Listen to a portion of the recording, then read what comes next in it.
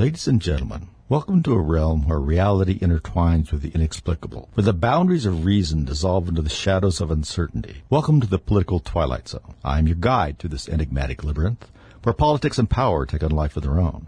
In this dimension, the threads of truth weave a tapestry of intrigue, challenging our perception of the world we thought we knew.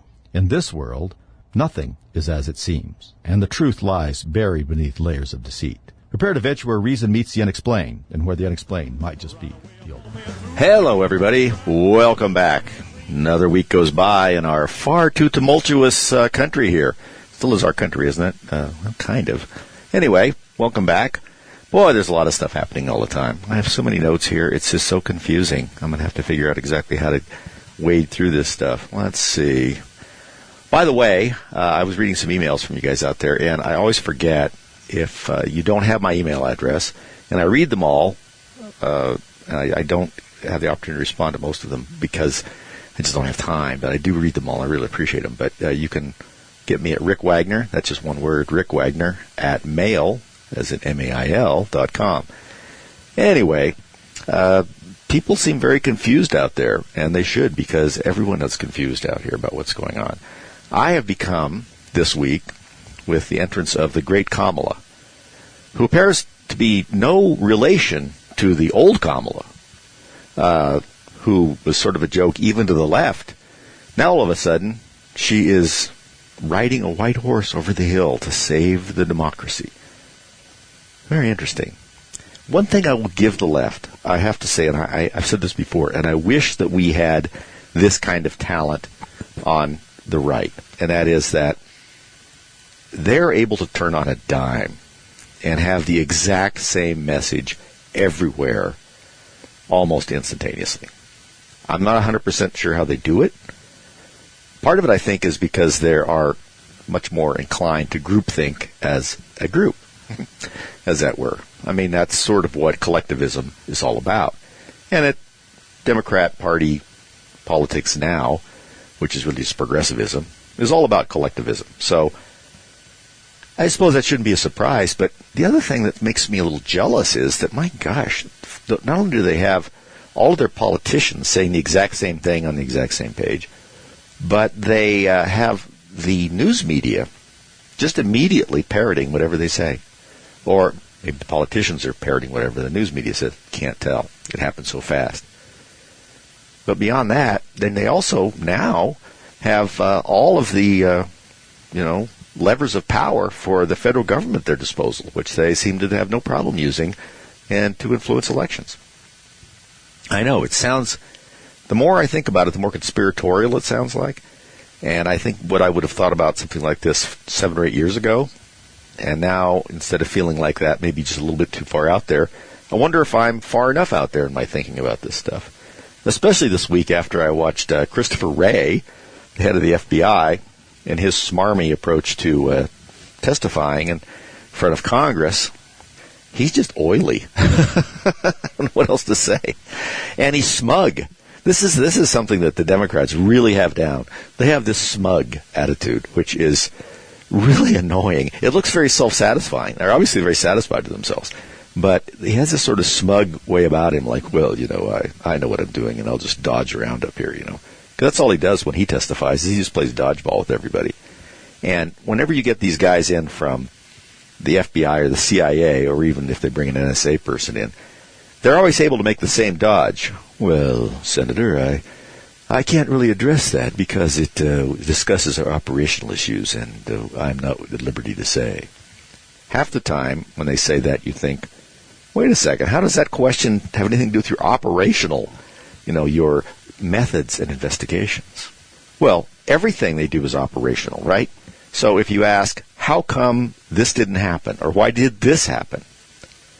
Well, that's essentially an operational question. So if it gets too embarrassing and they start getting too deep, they just say, well, I'd like to help you. But, of course, as you know, democracy is at stake, and our defense of it requires me to not tell you anything. Then you just never know, and they have to settle for that. And, of course, subpoenas from Republican Congress have no weight whatsoever. Subpoenas from Democrat Congress are sacrosanct and will land you in the clink and just like this, that, and the other thing if you disregard them. How that doesn't seem so hypocritical to me, just on its face. I mean, we have people that have ignored subpoenas for Republican-controlled Congress, and absolutely nothing's happened. We have people that ignored subpoenas on the grounds of executive immunity or something like that, executive privilege, under Democrat committees, and they've gone to jail.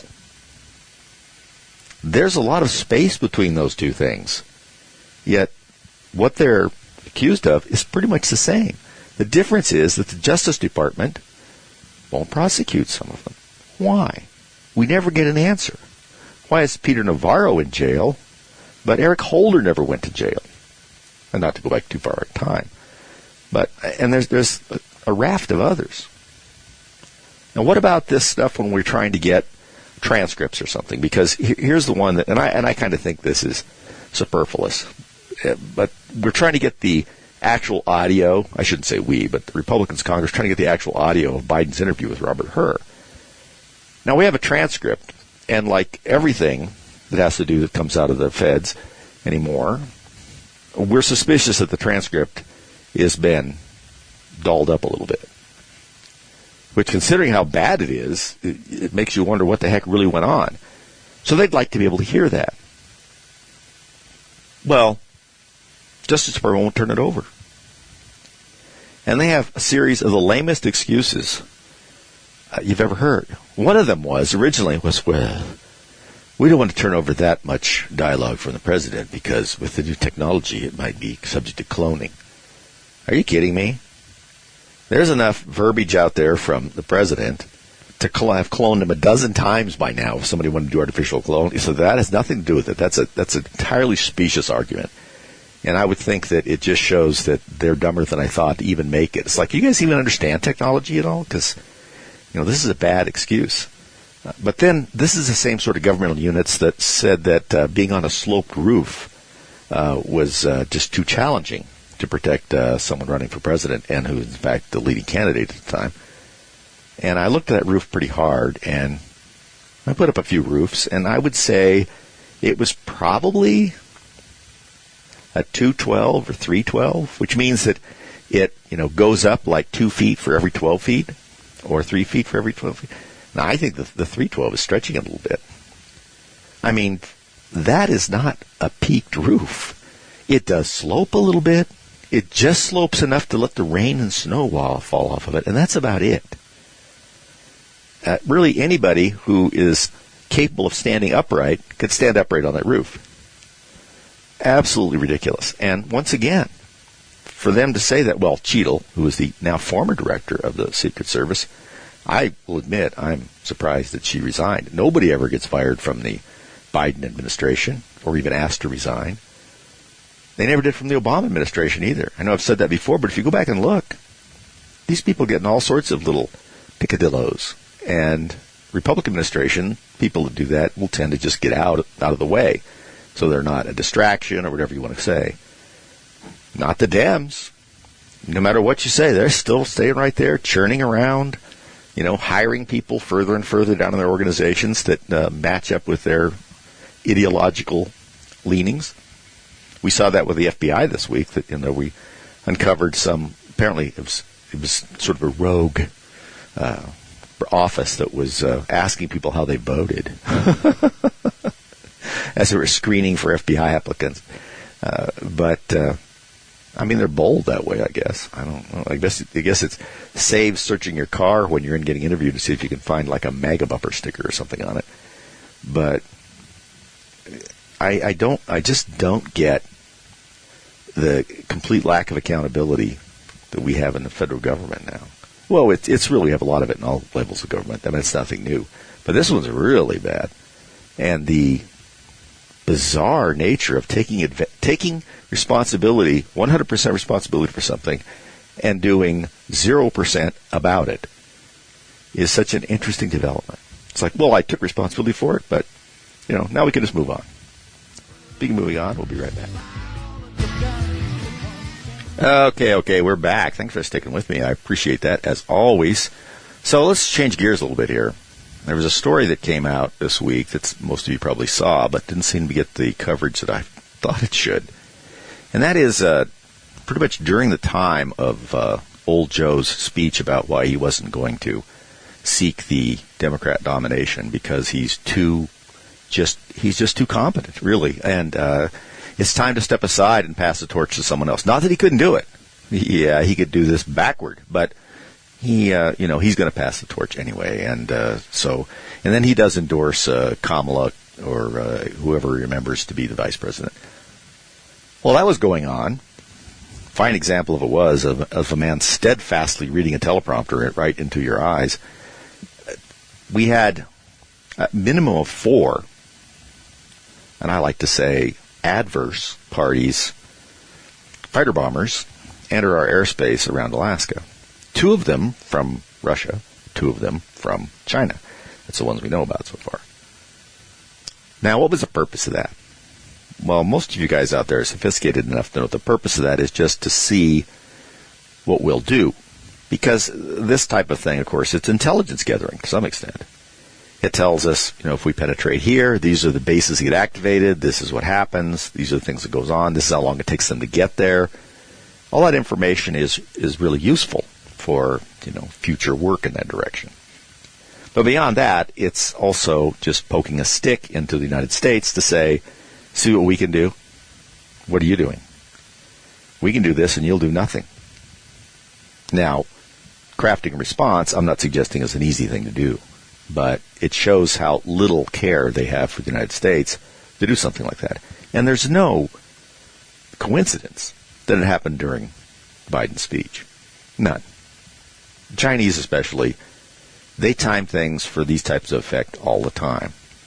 Their grasp of propaganda has gotten much, much better over the last 25 years. I think their grasp of propaganda, so far as it affects the United States, is superior to what the Russian Federation has. We used to think the old Soviet Union was a master of disinformation, and perhaps at that time they were. But the Chinese have been very diligently studying our country. Part of the way they study it is by sending Chinese students here that are really just agents of the Chinese government or the Chinese military, and they study everything about us. And then, of course, they send that back. There are things about a country that are important to know that isn't just like missile secrets or special formulas or things like that. It's just understanding how things operate, how the media operates, how the political processes can be influenced, who holds power just below the surface of what you see, how can those people be influenced, what seems to be going on with the electorate, what are they susceptible to, right? What kind of information can you send to them, real or disinformation, to affect the voting public in the United States?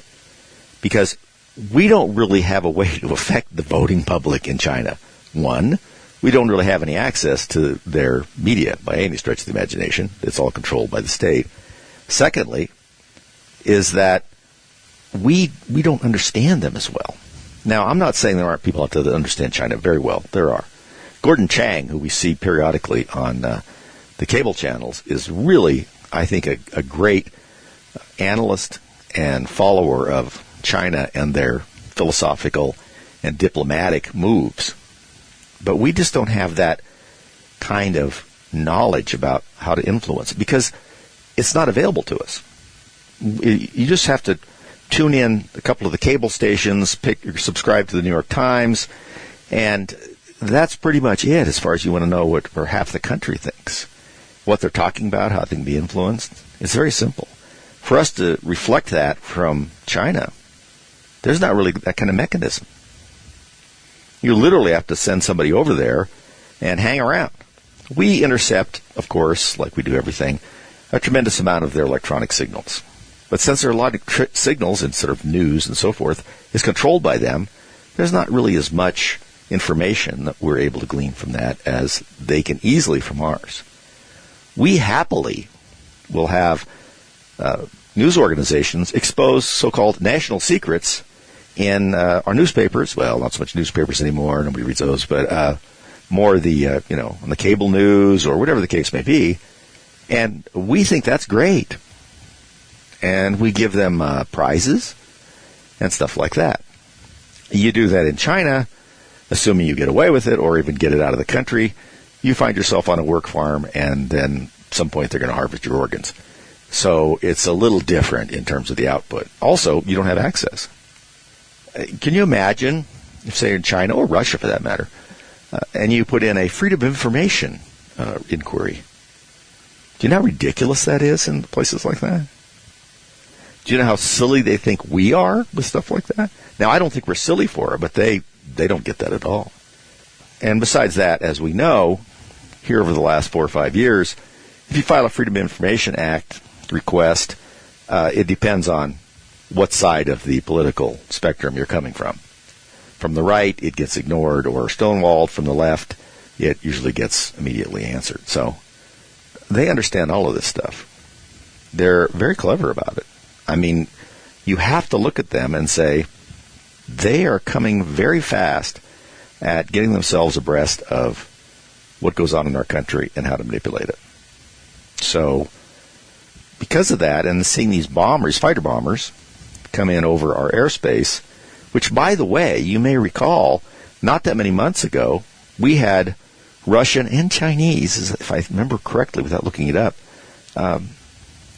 ships, I'm not going to say a battle fleet, but military ships that were also cruising around the Aleutian Islands in areas that we think belong to us. And there's no coincidence those things happen one after the other. First by sea, then by air. How much longer before, we start seeing some Chinese inadvertently land on one of the Aleutian Islands just to see what we're going to do? Now remember, that whole section of airspace around the Arctic is an area that's important, one, because we supposedly, it belongs to really nobody, right? So it's a scientific one. Antarctica is the same way. Antarctica is even more so. However, the Chinese especially, and the Russians to a large extent too, don't see it that way. They see it if they can get in there and set a base up, it belongs to them. And they've certainly been trying to do that in the Antarctica. And we've been seeing some movement from the Russian Federation more into the Arctic, which they regard as a viable place to put some bases. And of course, the reason is, if you look at the world as a round ball and not on a flat map, it's pretty quick versus, say, going over the ocean. It's fairly quick to come over the pole from Russia as far as air travel goes. Now, dog sled, probably not. So establishing bases up there and having some sort of air superiority around that area could be very important at some point. If you're going to threaten people, you're going to do this and that. Now, they got to go past Canada, which I don't suspect is going to be a very hard thing to do. But remember when we had the DEW line? Some of you may remember that. Distant early warning. And it was mainly concerned with the northern part of our hemisphere, just for that very reason. That was when we were really worried about ICBMs coming over the pole. They still can, but now there's other things. Drones, for instance. We're seeing drone technology just accelerating rapidly throughout all of the militaries. All of the world is what I should say. It is not only an advance in certain types of warfare, but as we've discussed here before, it's economic warfare. It's not in the traditional way like, trade imbalances or things like that. But we're developing technology with drones especially, which can be not only used as firing platforms, but also as essentially suicidal missions, at least for the drone. There's no man on board, or woman on board, so they can use them both as observational platforms, they can use them as weapons platforms, and they can use them as weapons themselves, depending on how they're configured. They can fly low, they can fly relatively fast, they can be evasive on most of our radar because of their ability to be evasive and fly low, which makes it difficult for radar to pick them up because of the ground reflection and so forth. And they're much cheaper than most of the technology that they will be targeting. We're seeing this in the Ukraine. In the Ukraine, we see $1 million pieces of ordnance blown up by $10,000 pieces of ordnance because they're able to slip past the sophisticated defenses of the really expensive ordnance because they haven't figured out a way to knock some of this stuff down. It's a little bit like, you make your armor thick so a really large shell can't penetrate it, but you can still run up behind it and open a hatch and toss a grenade in. That's that kind of thing. And so the ability to cost you an enormous amount of money versus a very low amount of money on the other side is a major factor. And we're seeing that in the Red Sea with the Houthi rebels. And we talked about it before.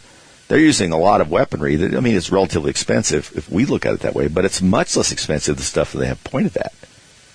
It's not a fair trade if that's what you want to do. We'll be back. All right, we're back, folks. Thanks for sticking with us. Again, I always like to say that because you don't have to stick with us, and I try and be as interesting as possible, at least for me, in the hopes that you will. So we seem to be talking a lot about foreign policy today. I have a lot of notes on that because I feel like it's being left out.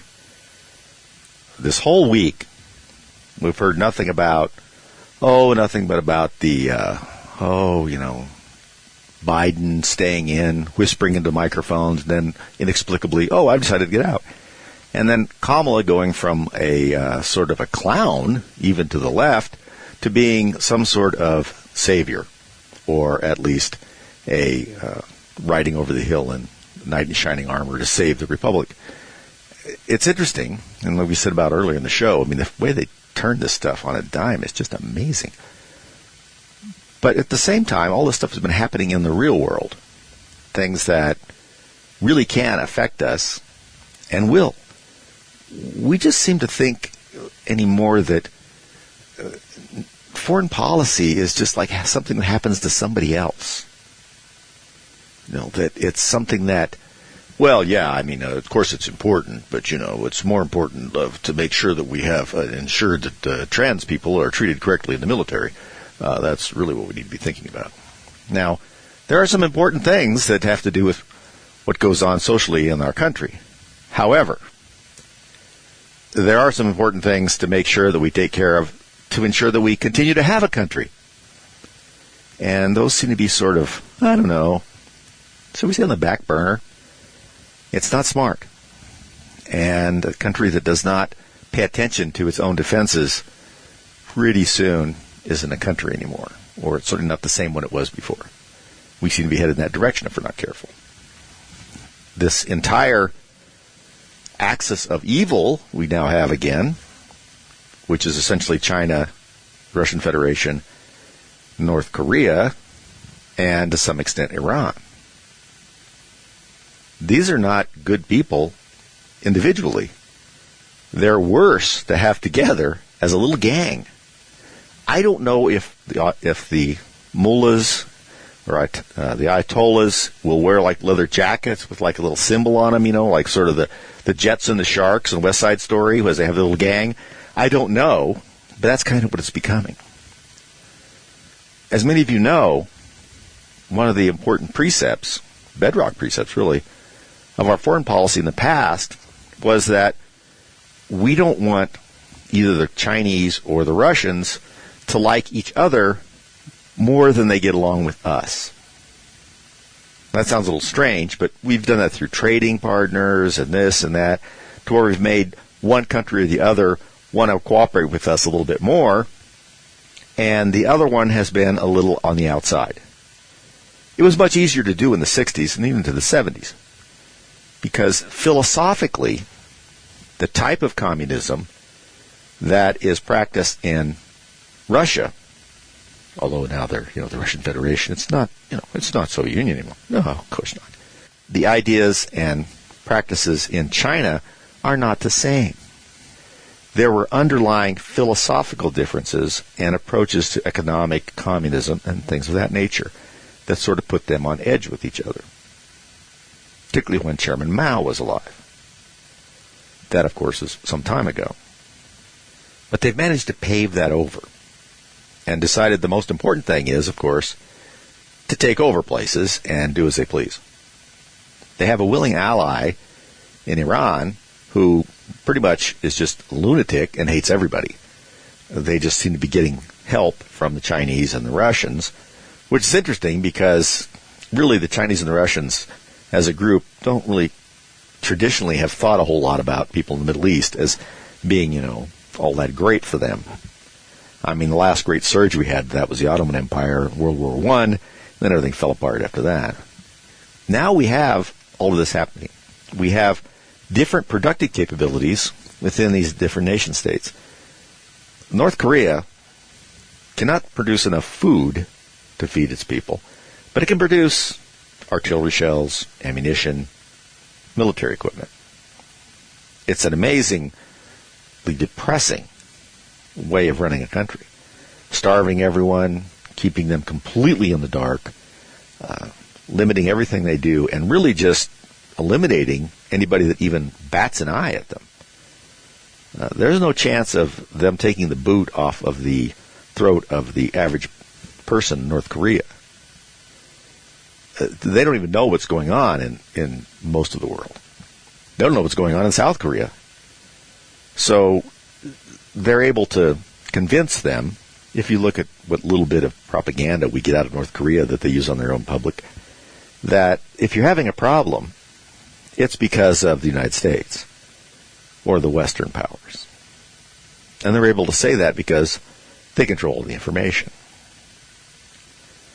If you're hungry, it's because the United States has all these economic sanctions against us, because they're an imperialist nation and they're trying to destroy the great People's Republic of North Korea. And that's what they hear. In Iran, your population is a little more savvy. They certainly have access to more information, but they've allowed an authoritarian government, really a theocracy, to blossom there ever since we allowed it to get started. Let's not forget who was one of the architects of allowing the Ayatollah Khomeini into power and getting rid of the Shah of Iran. Now, was the Shah of Iran also a sort of despotic situation? Yeah. Was he much more on our side? Oh, yeah. We probably helped him get there. And did people live better? I would submit that people lived much better in Iran in terms of personal freedom and things like that than they were able to do so now. But under the Carter administration, we for some reason didn't like the Shah of Iran because we thought he was sort of a heavy-handed despot. In comparison, in retrospect, it was nothing compared to what happens there now. But because Jimmy Carter, over time, showed that he had the foreign relations ability of a Joe Biden, we made error after error and eventually created our own enemy in Iran. They've been attempting to consolidate that power ever since, and they've been up and down with it. Right now, they have some economic issues. They have some unrest, which has been going on for a long time. But what's really helped them out is that we are really not enforcing any of our economic safeguards, well, not safeguards, sanctions that we had before. For reasons that I've never understood, the Obama administration and then into the Biden administration, which is essentially, sort of a amped up Obama administration, even down to the people, have been thinking that the Middle East is all okay with Iran being the way they are. They tend to act like that when people tell you that it's death to America, death to Israel, death to whomever happens to be, they're mad at that day, that they don't mean it. That it's just rhetoric. No, it's not. I mean, it's pretty obvious it's not. I think the problem is self-identification. And that is that people on the left, like the Carter administration was, and as we devolved into with Biden and Obama, was that they assume that other people are hypocritical like them. That they say one thing and they do another, and or they say something and it doesn't mean anything, and it's just all posturing and so forth. So that's their assumption, because they insert or impose their philosophy and their personal way of doing business on these other people. Yeah, they're not really like that. They're perfectly capable of being hypocritical, and don't get me wrong, but they're telling us a lot of stuff about what they think. We keep pretending like it's not true. We also try and bring as many people into this country that aren't interested in being part of the country. They're just interested in getting stuff here. It's a little like the difference between having a neighborhood grocery store where everybody feels like they know everybody inside. They go in, everybody knows the rules about how they shop, when the trucks come in, so that they know when things are available. It's all sort of a communal effort there. Versus someone that comes in and sees that grocery store as just a place available to shoplift from. We have a lot of the second type that have come in the United States. Completely secularized from the rest of the country, still deeply attached to where they came from, which is always hard to imagine since it's a miserable place, most of them, and not integrated at all into our society. The whole Minnesota thing, look what's going on in Michigan and Minnesota. With a huge Somali community up in Minnesota, which is always fascinating to me, boy, they chose to be up there. And then you have this, the Dearborn, Michigan Islamic community, Muslim community if you wish to call it that the Biden administration seems obsessed with keeping happy because they're afraid they're going to lose Michigan if they don't have these people voting for them. These people are not on board, for the most part, with our form of government. Many of them, and they'll tell you this if you watch some interviews, are just biding their time until we just sort of collapse and they get to impose what they want to do. Sharia law, this, that, whatever the case may be. They certainly have manifested that in Britain, and we're seeing a lot more of a radical use of it in France. For those of you that are ready for the Paris Olympics coming up, which I can't imagine why, but if you are, there's been all sorts of things happening in Paris that are somewhat underreported. This week, a group of, and I thought that the European press was writing this, the Daily Mail and so forth, called them saboteurs, had attacked the railway system around Paris and disabled it, or a large part of it. Realizing, of course, this would cause a major disruption when they're under heavy traffic load from the Olympics. Why? It's unclear, except that disrupting the French Republic is seen as a positive thing in general. It isn't just that they're protesting for another day off or a larger loaf of French bread or, a longer time in school so they don't have to start a job, or being able to retire at 35 or whatever it is they do over there. No, it's not just that. These are people, in many instances, who are opposed to the form of government of the city that they live in, well, rather the nation they live in. The city certainly influences it in Paris, versus where they came from. They're just biding their time too, and they're just taking advantage of a system that they do not appreciate or agree with, but they see as foolish enough to provide them stuff. And it's sort of like having, in some instances, sort of a foreign force in your country of which you're sort of providing sustenance for until such time as, they move in, take over. I'm not suggesting that they're like a military force. What I'm suggesting is that you see a large portion in France, especially around the Parisian areas, that are, some of them are French citizens, but they don't act like it. They don't seem to manifest that. It's an interesting thing to take a look at. Well, what I wanted to say here, before we go any further, is, with all this in mind, and I know we've been rambling a bit here, but it all sort of fits together in some crazy way, is I did a study this week on comparative military strengths between the United States and China, just wondering how things have been shifting around. And to do that, I went to several of the military hardware sites, global initiatives, and things like that, just to look at force comparisons. So I thought it would be interesting to know. because China seems to be on the rise, and I don't know which direction we're headed, but it doesn't seem to be on the rise. So I looked up, and with the straight numbers, if you look at it, the United States has about 1.3 million military personnel, about 800,000 in reserve. We have, according to what we know anyway, about 5,600 tanks, 38,000 armored fighting vehicles, and a whole lot of armed artillery units. We don't really have that categorized, at least where I could access it. Our Air Force is really where we do well. We have about 13,175 total aircraft, 2,400 multiple role aircraft, that'd be fighter bombers, stuff like that, 531 attack aircraft, and about 428 helicopters. Now, you'll see those don't add up quite right, but that means there's some more things that we have in there that don't fit in those categories. The Navy, which in many cases, considering, we have to remember, the United States essentially has to be a sea power because we're in the middle of two oceans.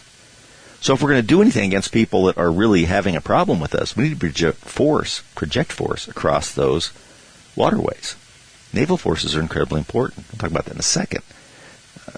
We have 11 aircraft carriers, 92 what they classify as destroyers are really destroyers, some missile cruisers. I mean, it's changed a lot from the destroyer sort of definition that we would have used, say, World War II and just post of that. In the United States itself, as far as our country goes, we have a lot more infrastructure that's available for use. We have a lot more airports. We have a lot more strategic and logistical support in the country because it's just we're more sophisticated in our transport systems. And we have a much more economic power. I know it doesn't seem like it anymore because we seem to be cozying up to China all the time. But we spend about 3.8% of our gross domestic product on defense. Now, if you were to size that up compared to what we're spending on interest on the debt, we spend more on interest on the debt. We spend more on sort of human services stuff. 3.8% of their gross domestic product is still a lot of money, but it's not as much as we spend on other stuff now. It racks out to about $740 billion. China, on the other hand, and this is not a surprise, has more manpower available in their services, right? They have about a little over 2 million that are active and 2 million in reserve. They're very similar to us, surprisingly enough, in terms of their land force equipment.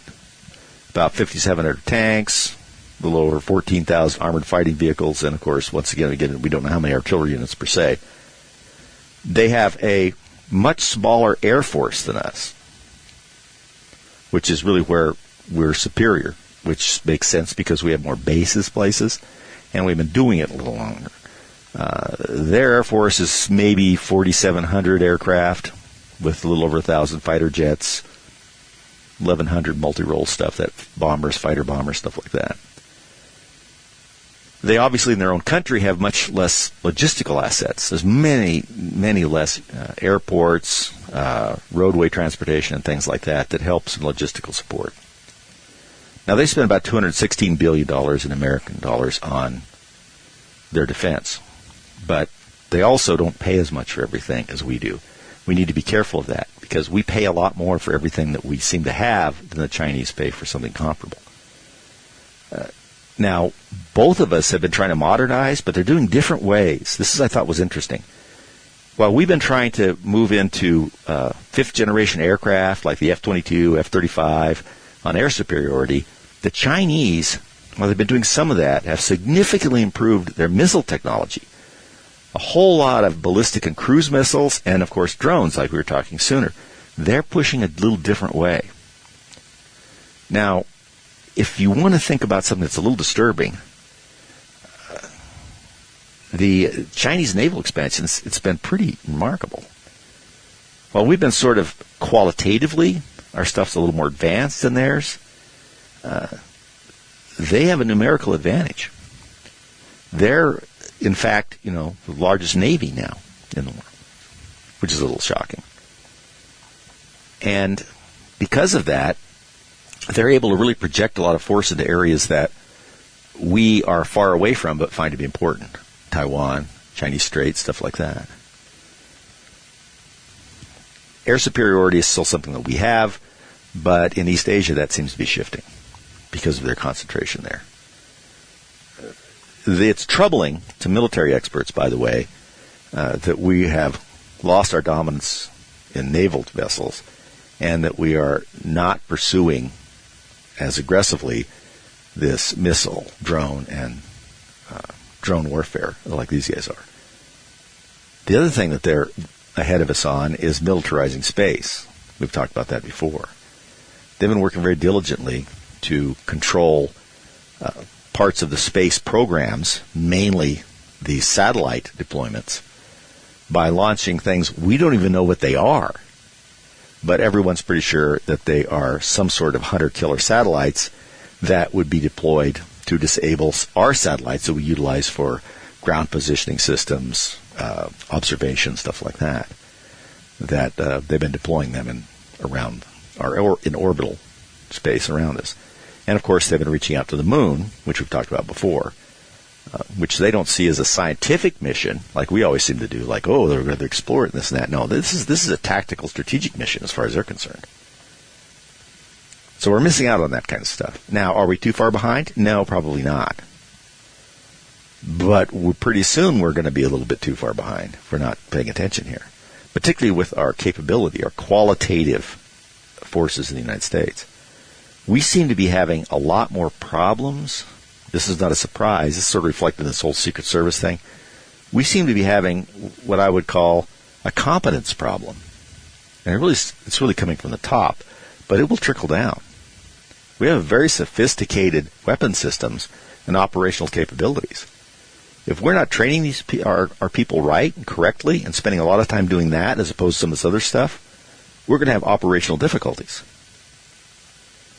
The first thing that a military person has to do is be able to fight, control the battlefield, exert force, not think correctly about people's gender.